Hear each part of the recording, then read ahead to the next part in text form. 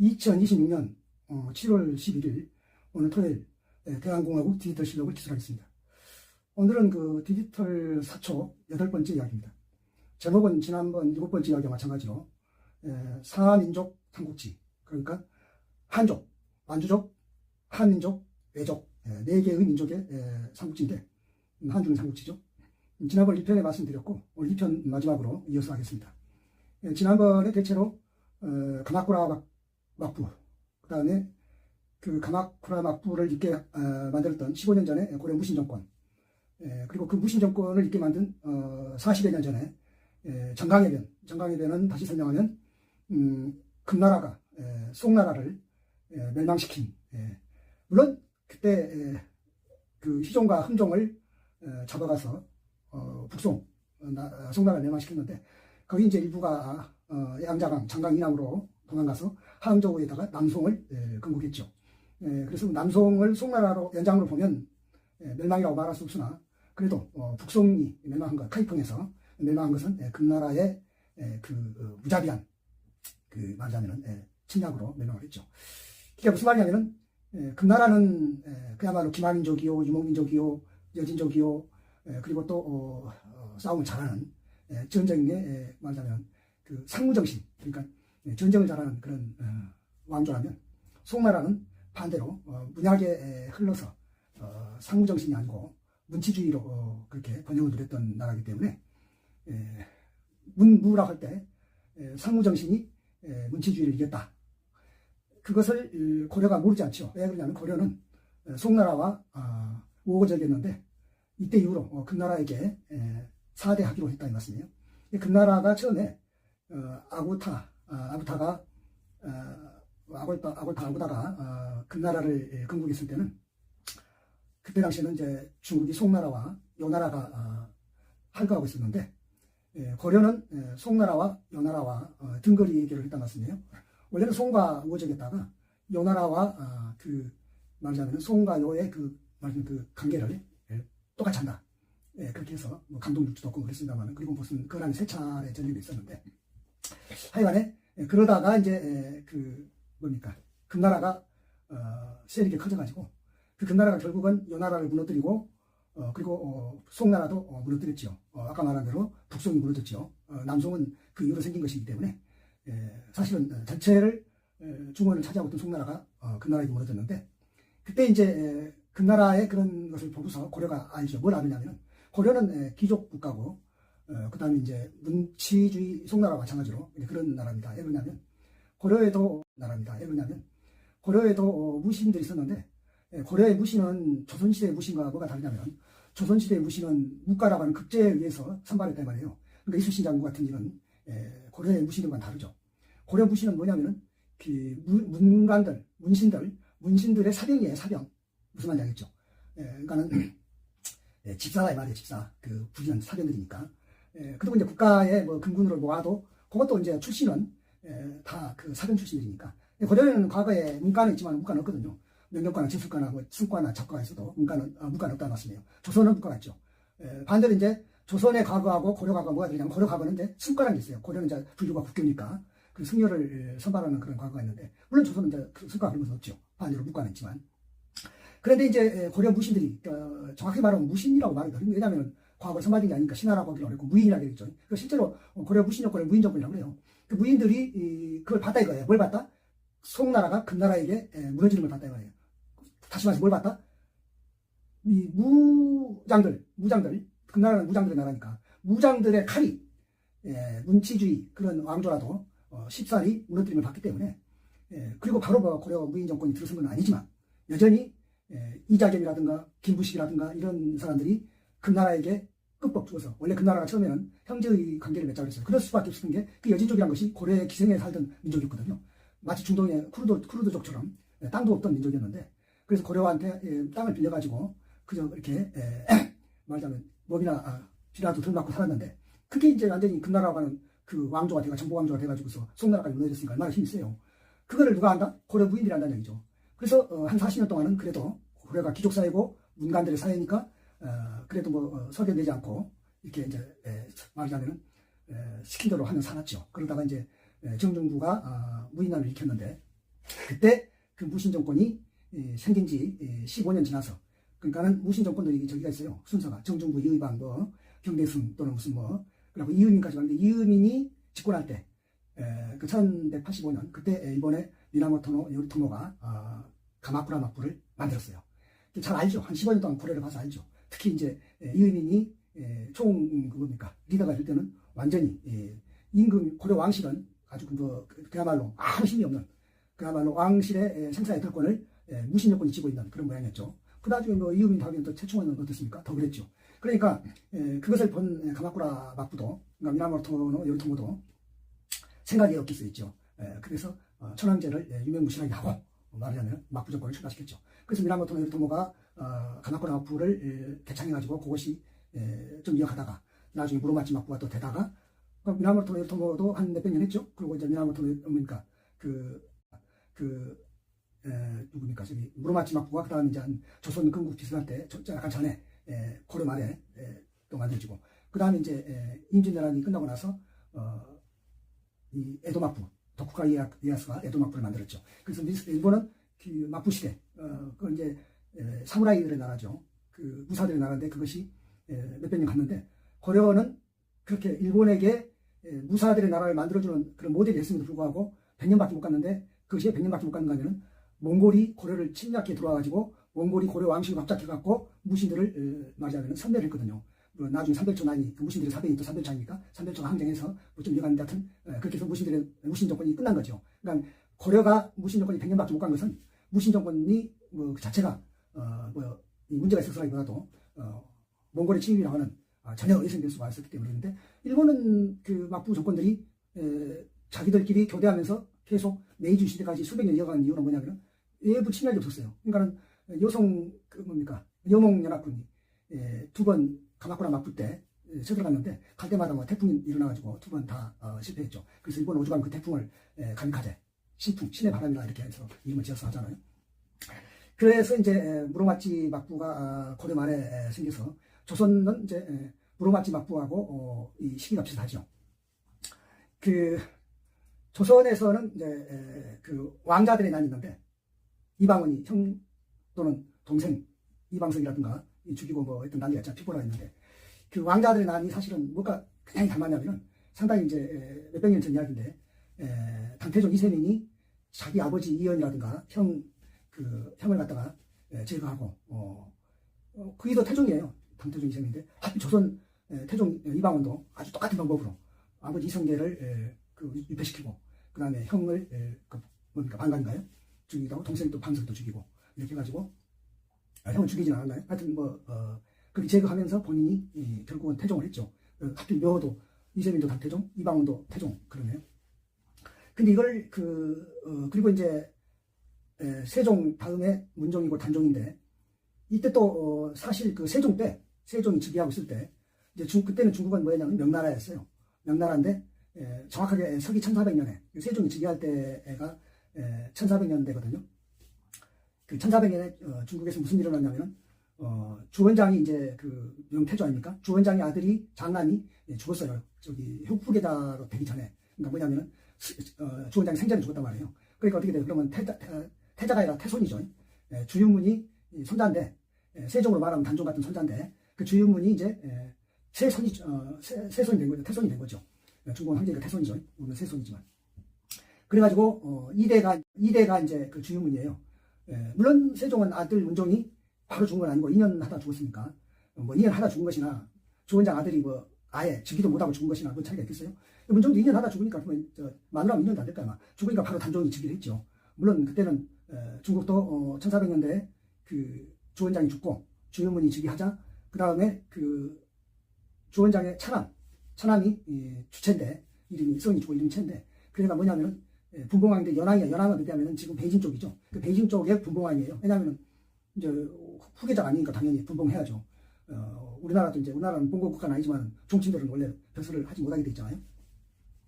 그래서 세종은 이제 그럼에도 불구하고 묘하게 그 수양대군이라든가 안정대군한테 여러 가지 국정을 맡겼어요. 그 잘한 건 아니라고 생각하는데, 물론 좋은 그 수양대군이나 안정대군을 세종은 인격을 믿었고 또 그들의 능력을 굉장히 높이 산 것 같은데, 그러니까 어떻게 보면 뒤집어놓고 보면 고기 맛을 보인 거죠. 그래서 수양대군은 문종이 죽자 단종이 즉위하는데 조카가 조카죠. 그래서 결국은 수양대군은 1453년 계유정난을 일으키는데 그 계유정난이 뭐를 벌탔다? 1400년대에 명나라 주체 영락제죠. 영락제가 뭡니까 수양대군과 똑같은 짓거리로 조카가 그 문제 주윤문을 죽이고 자기가 황위를 찬탈했는데 그로부터 정확하게 50여 년 뒤에 수양대군이 조카 단종을 뭡니까 이렇게 입에 보내고 본인이 이제 세조가 됐죠.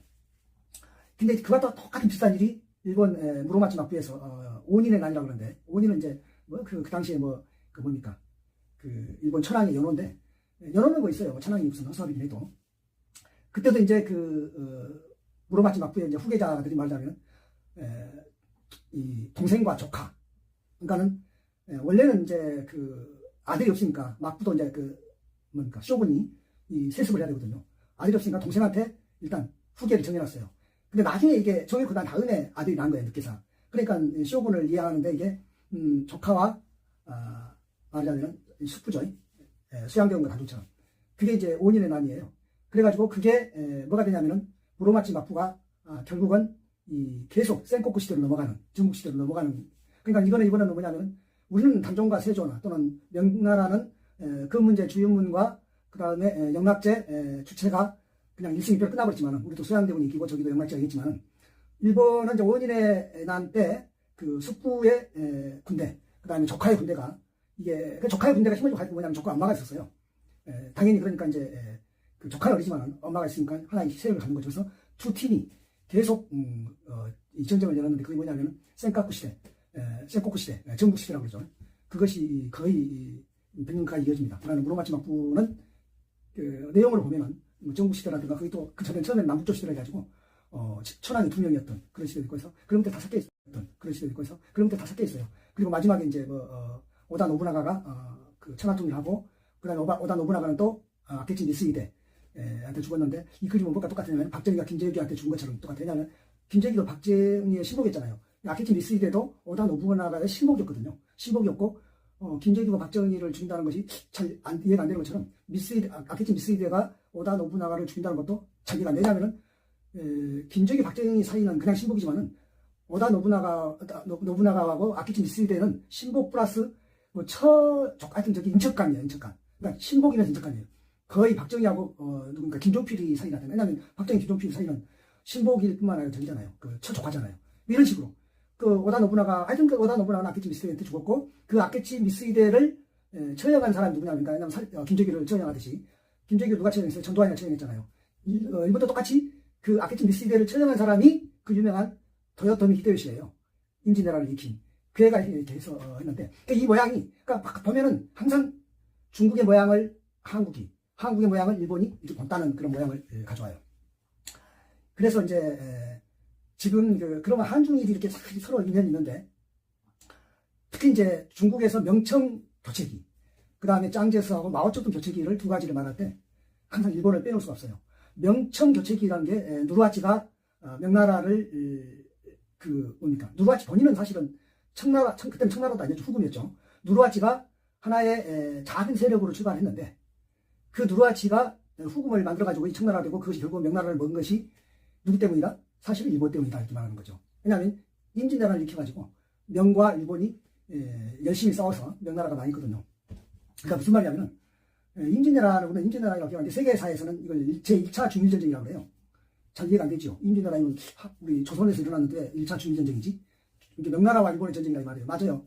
명나라는 사실 그 조선에 파병을 할 때 그 명나라의 엄청난 군비라든 걸 들여가지고 파병했고 그래가지고 임진왜란이 사실 무승부로 끝났는데 그 명나라는 그때 전비를 들이고 너무 이제 힘들게 말하자면 옛날에 수양제가 고구려 원정 때문에 망한 것처럼 그렇게 전비를 하다 보니까 힘이 없어지고 그리고 이자성의 난이 일어나서 말하자면 명나라의 마지막 황제 청계제인가요? 순정제가 줄거미 자살하잖아요. 그래서 망하잖아요. 그러니까 그때는 이제 누르하치 후금이 이제 아들 누굽니까 홍타이지 그리고 이제 이름도 국호청이라고 바꿨잖아요. 그리고 다시 또 홍타이지도 죽었어요. 그때는 명나라가 망할 때는 누구냐면 이제 순치제라고 홍타이지 아들 풀인 걔가 이제 어린데 그래서 설정이 누가 됐냐면 이제 도르곤이라고 풀인의 숙부죠. 우리 수양대군은 조카 잡아먹었고 그랬지만은 도르곤은 아주 주공처럼 주공은 그 조카 성왕을 이렇게 안고 섭정을 했잖아요. 그런 모양으로 도르건도 순치제를 아주 이렇게 옹의를 해가지고 섭정을 잘했어요. 그때 그 베이징 명나라 황실을 접수했는데, 그러니까 청나라가 명나라를 침략해가지고 이긴 것이 아니고요. 그냥 명나라가 이자색의 난과 이런 것들에서 저절로 망한 거예요. 물론 그때 청나라가 쳐들어오면 망할 수밖에 없었지만은, 그러니까 아직 쳐들어온 것도 아닌데, 근데 사실은 이제 명나라의 그 군대가 이미 청나라 쪽에다가 오상계라든가 이런 애들이 청나라 쪽에다가 오히려 더 뭐랄까 투항과 마찬가지로 해버렸기 때문에 사실상 전쟁해봐야 망하지만 어쨌거나 전쟁을 해보고 진 것은 아니고 그냥 이제 져버린 거죠. 그래서 명나라가 무너지고 청나라가 중국 천하를 차지했는데 그 덕을, 그러니까 그것이 누구 덕이다? 일본이 중일전쟁, 우리로 말하면 임진왜란을 일으켜가지고 명나라를 그렇게 만들고 누르하찌가 건국한 후금이 청나라가 돼가지고 그렇게 컸다. 그래서 누르하찌를, 그리고 누르하찌를 중원의 주인으로 만든 것은, 물론 누르하찌 손자가 순치제 일대이긴 하지만 그건 어쨌든 누르하찌가 만든 거잖아요. 누르하찌를 중원의 주인으로 만든 것은 일본의 덕이다. 근데 똑같은 일이 장제스하고 마오쩌둥 사이도 보여지는 거예요.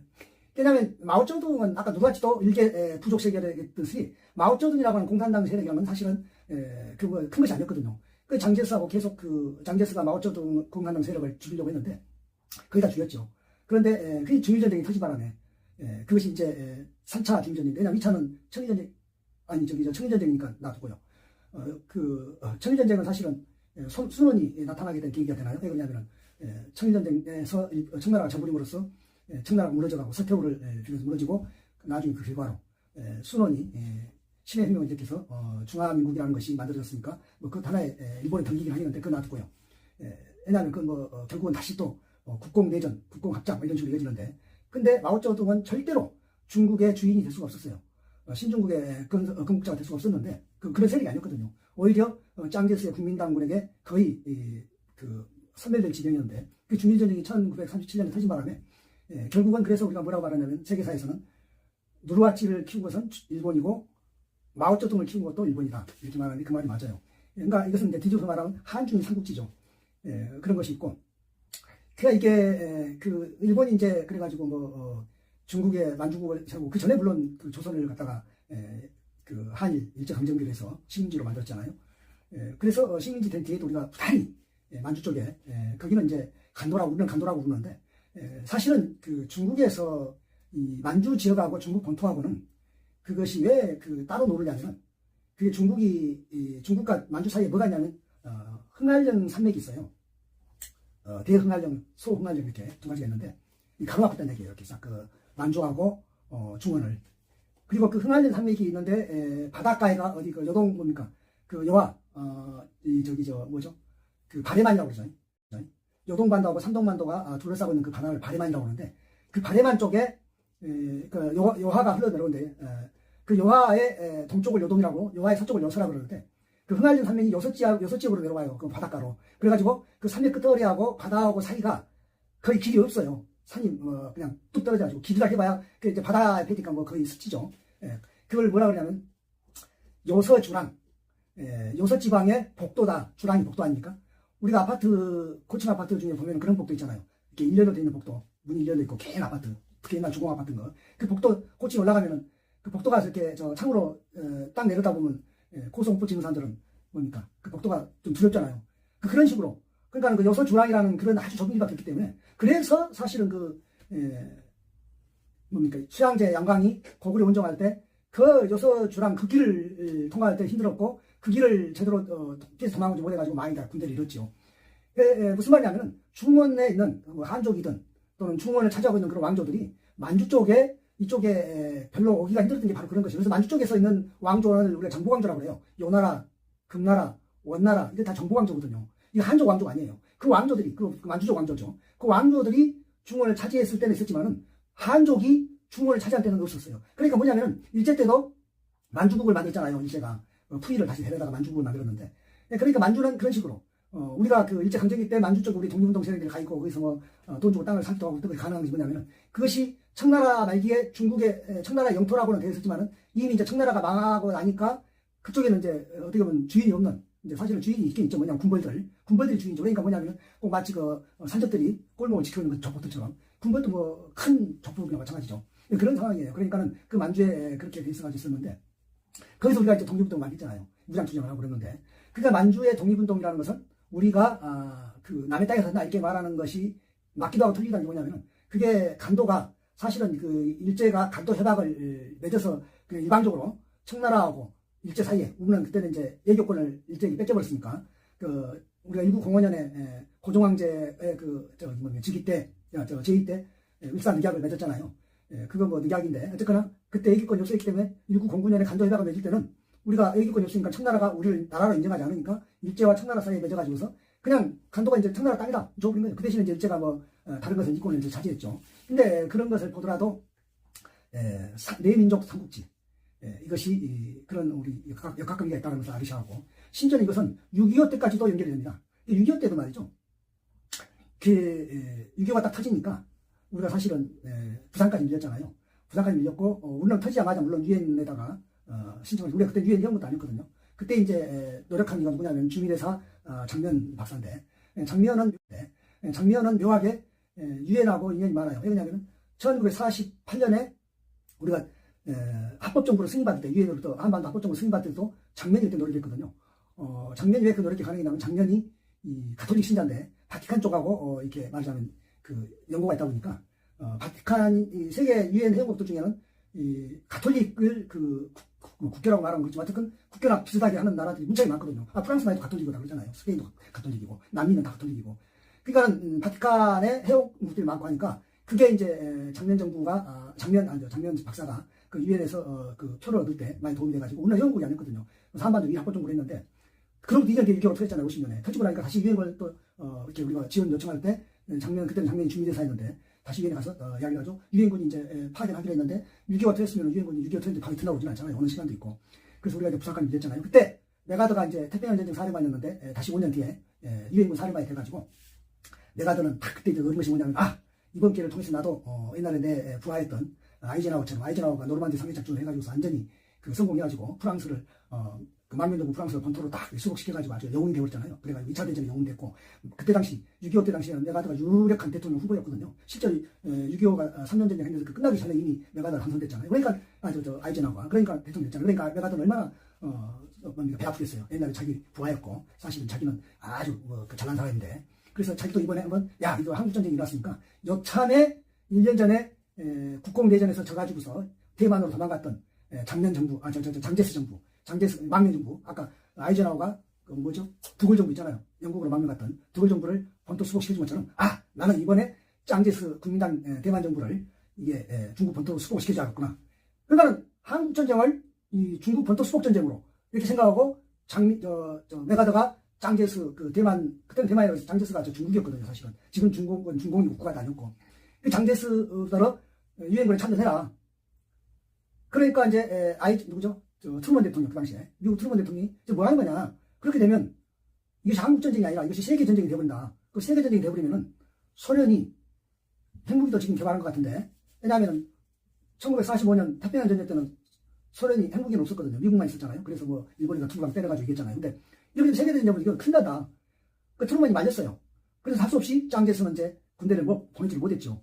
그런데 메가더는 인천상륙작전 해가지고서 처음에는 안 나갈 때 다 말렸죠. 왜냐하면 좀 그 성공 확률도 희박한 데다가 그래도 이제 말려도 했던 것은 뭐냐면은 인천상륙작전 해가지고서 당장 생각도 그랬죠. 트루먼이가 당장 생각할 때는 이가 서울 쪽으로 딱 잘라가지고 지금 이남에 내려와 있는 인민군들과 북한을 완전히 이렇게 딱 말고 가두려는구나 이렇게 생각하고 그런가 보다 했는데 인천상륙작전 성공해가지고서 반달만 서울 수복하더니 그 이남에 와 있는 인민군들이 다 대게 나와 있잖아요. 그럼 이걸 갖다가 도관에든 지잖아요. 그럼 이걸 가둬가지고 잡아야 되잖아요. 그걸 하는 게 아니라 그냥 놔두고 평양 쪽으로 올라가는 거예요. 또 그때까지만 해도 잘 몰랐어요. 평양에 김일성이 있으니까 그쪽에 좀 어떻게 거기까지 해보려나 보다. 그렇게 생각했죠. 그래 평양에 한 20년 만에 평양까지 다 차지했죠. 왜냐면 거기 없었거든요. 인민군도 없고 다 내려와 버렸잖아요. 남한까지 내려와 있었잖아요. 그리고 또 평양에서 그냥 머무는 게 아니라 다시 안독각 쪽으로. 그러니까는 이제 마오쩌둥이 생각하더니 이거 봐라. 이거 처음부터 중국 본토 수복전쟁 한다고 하더니 트루먼이 말려서 안심했는데 그것이 아니네. 메가더가 결국 중국에 쳐들어오겠네. 그러면서 또 메가더가 그런 말도 많이 흘리잖아요. 자기는 이참에 만주까지 들어오겠다. 또 필요하다면 원자탄까지 쓰겠다는 거 아니었어요? 그러니까 마오쩌둥이 척천강까지 남북강 다 오니까 11월 초에 할 수 없이 부랴부랴 그 중공군을 보내죠. 그게 이제 우리나라가 결국은 6.25 때 처벌했던 이유인데 그 중공군이 올 때 그 중공군이 얼마나 준비가 안 되는 군대였냐면은 군복을 제대로 입지 못해요. 그 다음에 10대들이 많아요. 그러니까 이 말은 뭘 말하냐면 중공군이 6.25에 끼고 싶어서 낀 것이 아니라 자위권이죠. 메가더가 압록강을 넘으려고 그러니까 그렇게 되면 안 되잖아요. 메가더 본색이 중국 본토 수복이라는 것이니까. 그래서 대만 망명 정부를 중국의 본토 수복으로 줬다는데 그게 트루만만 불가능하다고 말한 게 아니라 모든 사람이 그건 어려운 얘기다. 왜냐하면 1년 전에 짱제스 국민당군이 마오쩌둥 공산당군에게 져가지고서 대만으로 도망갈 때는 그럴 만한 이유가 있었어요. 그러니 어떻게 본토 수복이 됩니까? 안 되는 거죠. 안 되는 것을 메가더 개인 영달을 위해서 자기도 아이젠하워처럼 스타가 되고 싶어서 해봤지만은 결과는 뭐였다? 중공군이 어마어마하게 넘어와버려가지고 사실 준비도 안 된 그런 인해전술로 그야말로 몸뚱이로 싸우는데 그래서 미군이 유엔군이 6.25 때 죽은 유엔군이 4만 명인데 그 중에 3만 6천 명이 북한 땅에서 죽었어요. 누구랑 싸우다? 중공군하고 싸우다 죽었어요. 그것이 다 미군들이에요, 대부분. 그 미국 역사상 어떤 전쟁에 가서 3만 6천 명씩이나 죽여먹은 일도 없지만 그것도 무슨 인민군하고 싸우다 죽은 것이 아니라 북한 인민과 싸우다 죽은 거나 중공군한테 죽었다니까요. 그것도 어디서? 남한 땅에 죽은 거야. 처음 지금은 북한 땅에서. 거기가 유명하잖아요. 흥남철수 함경도. 그 함경도는요. 우리나라에서도 조선 팔도 중에서 함경도는 사람 살 곳이 아니기 때문에 중요한 땅도 아니에요. 근데 왜 메가더군 그거 갔을까요? 중국 넘어가려고. 압록강 동항으로 넘어가려고 거기까지 간 거야. 함경도까지. 그래서 어떻게 됐다? 거기서 아작이 난 거죠. 유명한 장진호 전투. 꼭 중공군에게 죽기도 했지만은 얼어 죽어버리고. 그러니까 그 사실은 미군이 얼어 죽었다는 것은 사람 살 곳이 아니거든요. 거기 사람도 없어요. 무인지경이 함경도는. 유명하잖아요. 우리나라 함경도 지도에. 거기 삼수면 갑산면이 뭡니까? 우리가 그러니까 사지다, 지옥이다 할 때 삼수갑산 난다 할 때 그 삼수군 갑산군이 다 함경도 지명이에요. 그런 데를 가서 그렇게 죽었고, 흥남초수, 흥남도 함경도 흥남 아닙니까? 그 흥남초수가 왜 그랬다요? 그 부랴부랴 중공군에 밀려서. 그 다음에 이제 흥남초수하고, 그리고 일사후퇴하고 서울까지 다 털어 먹힌 거 아닙니까? 심지어 원주까지 밀려버린 거 아니에요. 그러니까, 이것이 한중 삼국지의 마지막이다. 이렇게 말할 수